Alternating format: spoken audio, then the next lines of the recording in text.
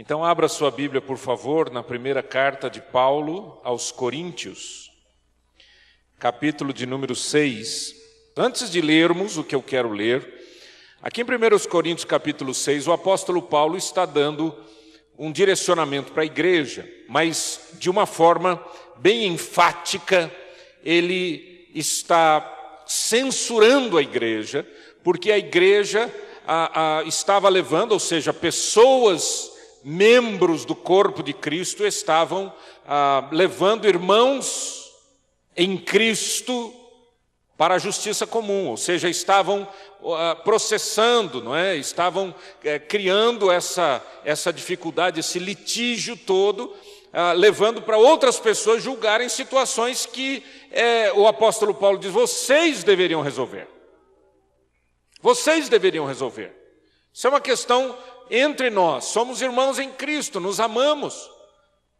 E ele diz mais, ele diz até: vocês não sabem que nós vamos julgar os anjos?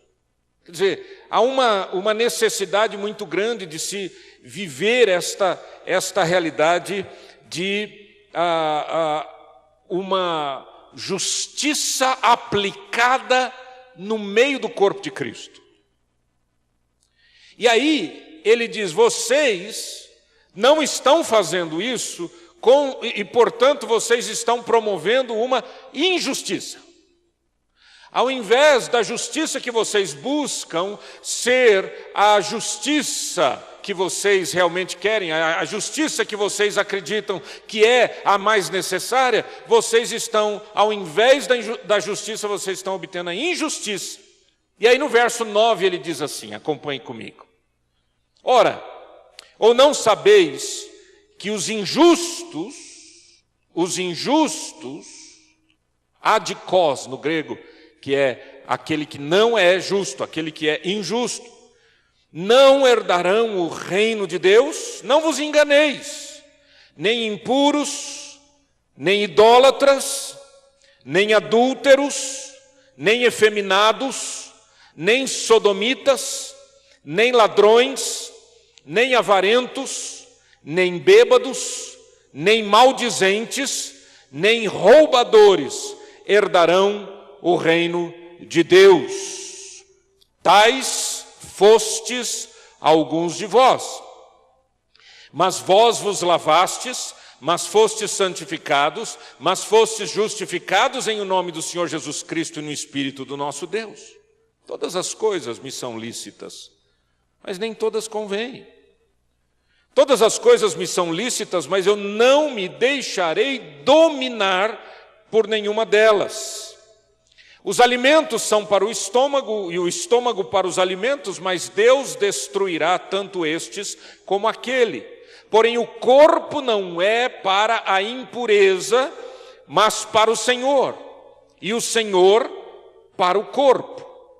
Deus ressuscitou o Senhor e também nos ressuscitará a nós pelo seu poder.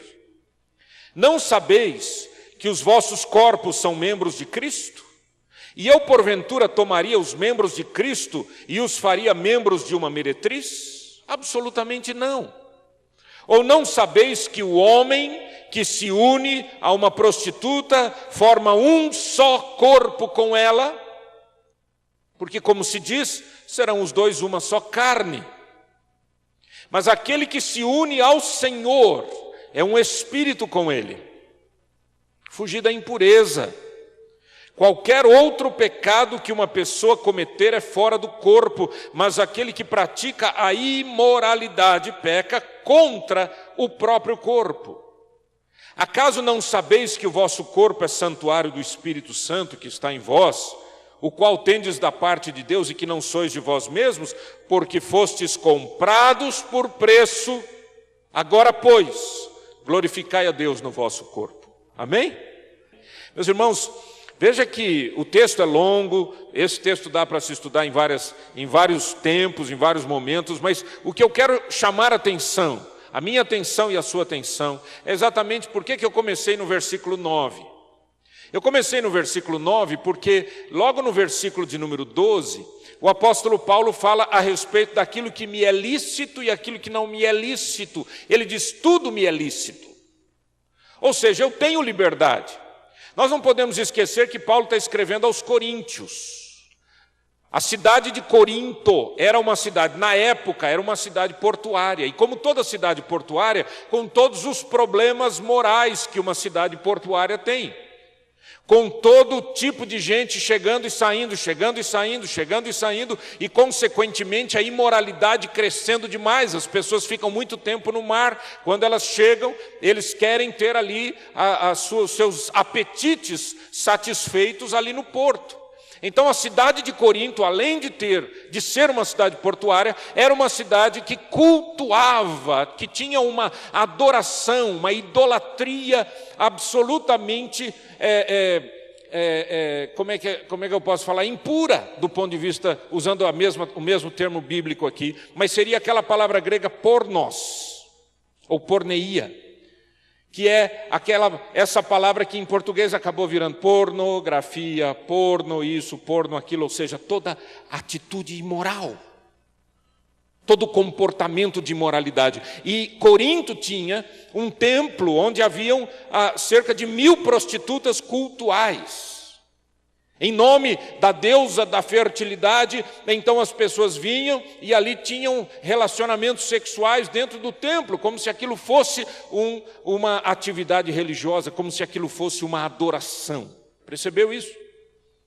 E aí o apóstolo Paulo ele diz assim: escuta, vocês estão, já que eu estou falando aqui que vocês estão promovendo a injustiça, levando os seus irmãos à justiça comum, eu quero dizer outra coisa. Eu quero dizer que também vocês têm que tomar muito cuidado, porque vocês estão numa cidade cheia de prostituição, vocês estão vivendo num meio absolutamente imoral, e a igreja do Senhor Jesus vive de um modo diferente. Por isso ele diz: não se esqueçam que esse povo todo não vai para o céu. Que toda essa imoralidade, que toda essa atitude de falta de caráter, esse povo não tem Deus.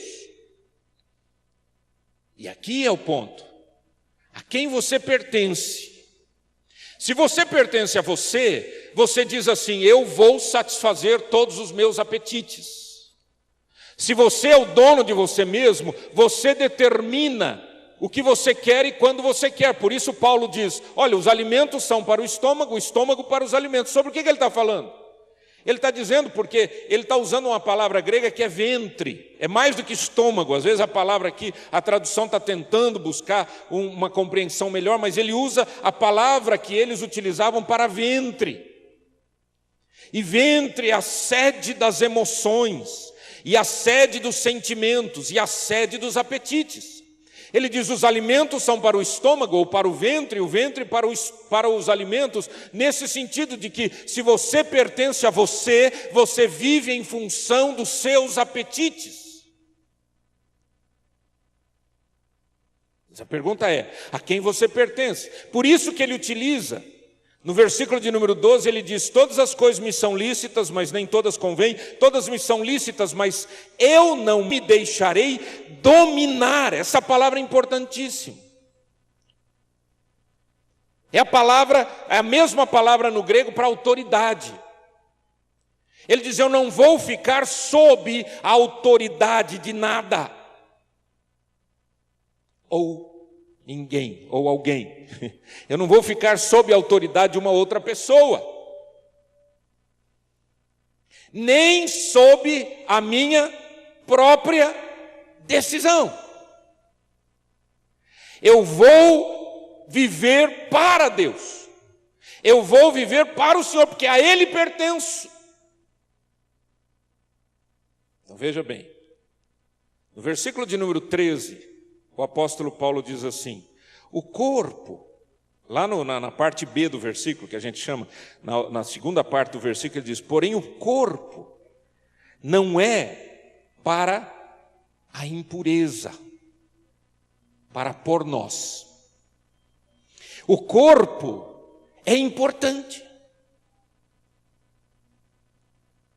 Havia, na época do Novo Testamento, pessoas que acreditavam que o corpo não era importante. Ou seja, o que eu faço ou deixo de fazer através do meu corpo não afeta a minha vida espiritual. É isso que eles pensavam.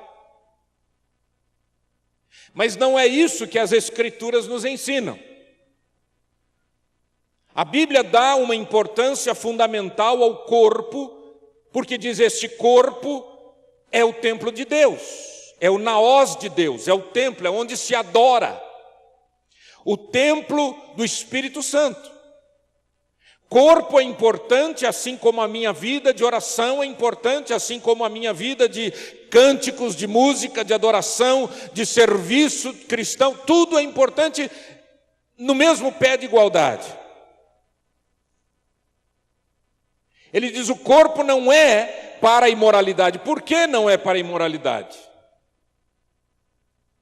Porque ele diz: porque a imoralidade destrói o corpo. E quem destrói o templo de Deus é por Deus destruído. Pense nisso. E aí o apóstolo Paulo, ele elenca uma série de argumentos. Por que é importante entender isso? Primeiro argumento, ele diz: porque o corpo é para o Senhor. Porque o corpo é para o Senhor. Em Romanos 6,19, se você tem a sua Bíblia, abra, por favor. Romanos 6,19 diz assim: falo como homem, por causa da fraqueza da vossa carne. Assim como oferecestes os vossos membros para a escravidão da impureza e da maldade para a maldade, assim oferecei agora os vossos membros para servirem à justiça para a santificação. Com a mesma intensidade que você colocou a sua vida a serviço do pecado. É isso que ele está dizendo. Coloque o seu corpo a serviço de Cristo. Porque o seu corpo direciona-se para Deus. Ele é para Deus. É para o Senhor. Não, o corpo é meu, eu resolvo o que eu faço com ele. Não é. Desculpe te dar essa notícia. Não é. Aquilo que a gente chama de meu, quando você entrega a sua vida a Cristo, deixa de ser seu. Pertence ao Senhor. O meu corpo aponta para Cristo. Por isso é importante o que eu faço por meio do corpo. Tem pessoas, por exemplo, que vivem uma vida de impureza sexual. Como é que vive uma vida de impureza sexual? Seja através da prostituição, ou do adultério, ou o que seja. Ou seja, elas estão vivendo uma vida promíscua, chega no domingo e estão na igreja. E aqui cantam, e oram, e falam, e não sei o quê, não sei o quê. Chega segunda-feira, é a mesma sujeira. E não vê diferença. Fala assim: mas está tudo bem, porque Deus é amor. Você só esqueceu uma coisa, que Deus me ama não porque eu sou alguma coisa, Ele me ama por causa da natureza dEle. Deus me ama porque Ele é amor. Deus não me ama porque eu faço coisa boa ou coisa ruim, Ele me ama por causa da natureza dEle. Eu não atraio o amor de Deus através das minhas atitudes. O amor de Deus é derramado em mim por causa da pessoa de Deus, porque Ele é amor. Ora, então, pastor, eu posso fazer o que eu quiser? Quer dizer, comamos e bebamos que amanhã morreremos? Não, por quê? Porque no momento em que você entrega a sua vida a Cristo, você deixa de pertencer a você. O apóstolo Paulo disse: já estou crucificado com Cristo, e vivo, não mais eu, mas Cristo vive em mim. E o viver que agora vivo na carne, vivo na fé, no Filho de Deus, o qual me amou e a si mesmo se entregou por mim. Eu vivo hoje por causa de Cristo, é para Cristo. Esse é o primeiro argumento. Por que não a imoralidade? Porque eu vivo para Cristo. Então, meu amigo, você é namorado, está namorando. Ah, mas a gente já faz namoro, a gente já está namorando faz tempo, mas a gente vai casar, pastor, a gente se ama demais. Tá, conta outra, porque essa conversa é a mesma, a gente já conhece. Isso te dá liberdade de ir para a cama com a sua namorada? A gente vai casar, pastor. Então casa. E aqui eu vou dar um conselho, viu, menina? Você que está namorando, já faz um tempão que você está namorando, Bate aquele papo legal com o rapaz e fala, meu filho, 5 anos, 6 anos, 7 anos, já vai fazer bodas de alguma coisa esse negócio. Não é verdade? Para pensar um pouquinho. Ama, casa. Me dê uma prova do seu amor, vamos para a cama. Não vai para a cama não. Amém, amém, gostei do amém, irmão, mas é para casar, você tá certo. Não, eu sei, você está falando, eu peguei, é que eu falei mais rápido que você, então deu certo. Mas é isso, você me ama, vamos casar. Por que o casamento? Por que o casamento e não a imoralidade? Presta atenção nisso. Vou fazer uma pergunta para você. Atenção, homens. Me respondam, por favor. Homens, atenção. Homens da orquestra. Homens. Cadê os homens? Falem grosso. Homens, estamos aqui. Tudo bem. Nós, homens. Quando Deus criou todas as coisas, Deus criou os homens de onde? Da onde Ele criou o homem? Adão. Da onde? Do barro. Por isso ele tem o nome de Adão. Adão quer dizer vermelho, que vem da terra. Adão. Então diga comigo, homens, digam comigo, eu nasci do barro. Não é bem assim, irmãos, mas só para a gente entender, foi Adão só que nasceu do barro. Você nasceu da mamãe e do seu papai, louvado seja Deus por isso, certo? Mas a Eva nasceu de onde? De Adão. Viu que legal? A Bíblia diz que Deus deu uma anestesia bala em Adão, botou ele para dormir e tirou uma grande parte do lado e mais uma costela. Não foi só costela. Eu fico imaginando como é que seria Adão. Adão devia ter um negócio aqui, alguma coisa. O corpo dele devia ser um pouco diferente. Você arrancou e ainda mais uma costela. A hora que Adão acorda, ele olhou e falou, gente, que bênção é essa? Até porque a Bíblia diz que quando Deus disse assim, não é bom o homem ficar sozinho, a primeira coisa que Deus fez, quando ele disse, não é bom que o homem ficar sozinho, a primeira coisa que ele fez, diz a Bíblia, ele modelou os animais do barro também, os pássaros, e trouxe todos para Adão. E disse, Adão, dê uma olhada aí, meu filho, vai dando nome para essa turma, e procura alguém para você. Senhor, não tem, não deu certo. Esse aqui está cheio de pena, esse aqui está cheio de pelo, esse aqui está não sei o quê. Esse aqui eu fui falar bom dia, quase mordeu minha mão. Tem alguma coisa aí, Senhor? Então, você está precisando de alguém? Igual a você. E eu vou fazer alguém especial, alguém que vai te ajudar, Adão. Mulheres, como vocês são importantes. Porque sem vocês os homens não vivem. Eu não ouvi nenhum amém, nenhum glória a Deus, não estão nem aí. Ninguém está nem aí com Os homens não vivem. O Senhor olhou para Adão e falou assim, não dá, rapaz, sozinho não funciona. Você é um menino que precisa de ajuda. Eu vou te fazer uma ajudadora. E aí trouxe a mulher. Aí a Bíblia diz que quando então esse homem deixa a casa do pai e da mãe e se une à sua mulher, eles se tornam uma só carne. Olha que interessante. Deus tirou de Adão da unidade do corpo, formou Eva, e agora ele diz assim, agora vocês podem ficar juntos de novo. Ô glória! Veja que interessante, então nós vivemos para o Senhor. Deus fez Adão, Deus fez a Eva, eles viraram as costas para Deus. Em Cristo essas pessoas voltam para Deus. Em Cristo a gente volta para Deus. E quando a gente volta para Deus, o que o Senhor diz? Você é meu. Diga, eu sou de Jesus. Mas diga com convicção, eu sou de Jesus. Segundo argumento, o apóstolo Paulo diz o corpo é para o Senhor e o Senhor para o corpo. Opa, agora já não estou entendendo. O Senhor para o corpo? Por que o Senhor para o corpo? A Bíblia diz no versículo 14, Deus ressuscitou o Senhor, Deus ressuscitou Jesus, e também nos ressuscitará a nós pelo seu poder. Ou seja, meus irmãos, nós estamos destinados à ressurreição, bendito é o nome do Senhor.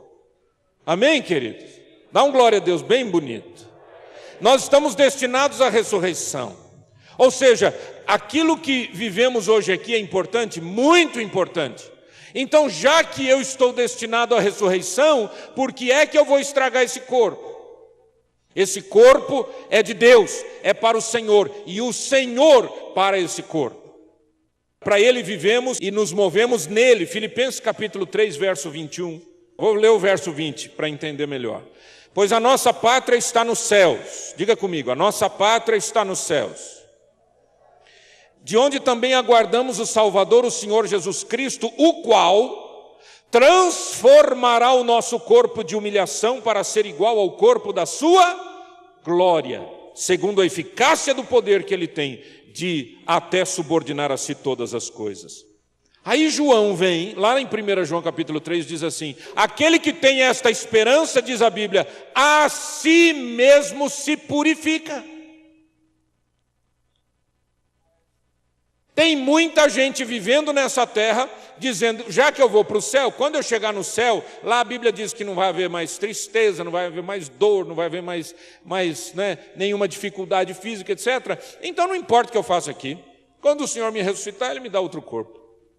A Bíblia diz, não é assim, tem a ver, porque aquilo que você faz por meio do corpo, tem a ver com a sua vida espiritual. Terceiro argumento, voltando lá em 1 Coríntios capítulo 6, ele diz, verso 15, não sabeis que os vossos corpos são membros de Cristo? E eu, porventura, tomaria os membros de Cristo e os faria membros de meretriz? Absolutamente não. Ou não sabeis que o homem que se une à prostituta forma um só corpo com ela? Porque, como se diz, serão os dois uma só carne. Uau! Pastor, e daí? E se eu errei muito na vida, e já tive de dormir com uma, com outro, com outra, com outro, e já dormi assim, e já foi, quer dizer, fiquei acordado, e foi aquela coisa. E daí, o que eu faço? Irmãos, Deus é bom, a sua misericórdia dura para sempre. Da mesma maneira que o Senhor Jesus, quando aquela mulher adúltera foi trazida pelos judeus para ser apedrejada, e perguntaram a Jesus, e aí, o que o Senhor fala? Ele diz, aquele que não tiver pecado, que atire a primeira pedra. E todos foram embora. Quando ele olhou para aquela mulher, gente, essa é a frase forte. Ele disse, mulher, ninguém te condenou? Disse, não, Senhor, nem eu te condeno. Vá e não peques mais. É possível se arrepender e mudar de vida. O que não pode dizer que se arrependeu e continuar na mesma. Porque quando uma pessoa se casa, está debaixo do plano de Deus, o casamento. O que se espera é que essa pessoa seja da outra pessoa. Ela não pode ser de 2 outras pessoas, de 3 outras pessoas, de 4 outras pessoas. Não dá. Você pertence a Cristo e pertence ao seu cônjuge. Eu pertenço a Cristo e pertenço àquela menina linda que está sentada ali, que é minha esposa. Ela pertence a Cristo e me pertence. Eu tenho responsabilidade sobre ela, porque Deus me deu o privilégio de, através da nossa união, termos um relacionamento de transferência de autoridade. Eu pertenço a ela, ela pertence a mim, mas ambos pertencemos a Cristo. Então, por isso que o adultério é pecado, por isso que a imoralidade, a prostituição, a relação fora do casamento é pecado. Por isso que a imoralidade, seja ela qual for, é pecado. Por quê? Porque você está usando o seu corpo. Horas e horas na internet, vendo pornografia. Casado ou solteiro, quanto que isso está acontecendo? Quanto que isso está destruindo famílias? Eu estou começando a ouvir pessoas dizendo assim, eu acho que seria bom a gente dar uma apimentada no casamento. Esse negócio de apimentar casamento, deixa eu te falar, existe vários tipos de pimenta. Né? Existe pimenta malagueta, pimenta vermelha, pimenta verde. Tem até umas pimentas aí que falaram que não dá nem para comer, né? Pimenta forte. Agora, fora essa apimentada, meu filho, cuidado com esse negócio de apimentar casamento. Fidelidade apimenta casamento. respeito um pelo outro, cuidado com o corpo. Precisa cuidar, o descanso é bom, férias é bom. Tem gente que fala enche o peito e diz assim: nunca tirei férias na vida. Dá vontade de falar assim: doido, vai morrer. Não é verdade? Férias é importante, descansar é importante, caminhar é importante, comer bem é importante, tudo já foi falado aqui, mas muito mais, a sua vida no sentido de compreender: eu não sou meu, eu sou do Senhor.